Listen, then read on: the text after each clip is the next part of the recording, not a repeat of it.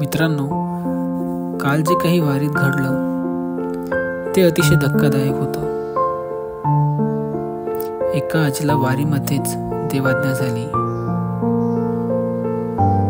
विठू माऊलीच्या दर्शनाला गेले असता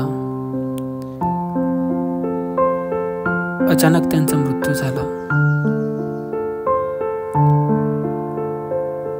नंतर तेथील त्यांच्या नातेवाईकांनी आणि वारकऱ्यांनी त्यांच्या पार्थिवाची काळजी घेतली.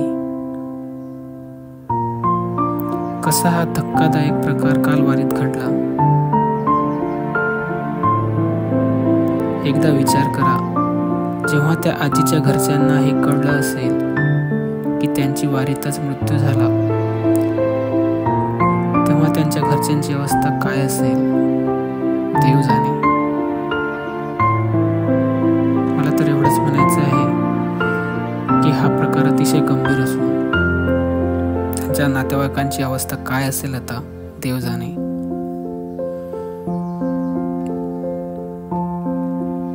पुढे काय घडलं हे बघा तुम्ही.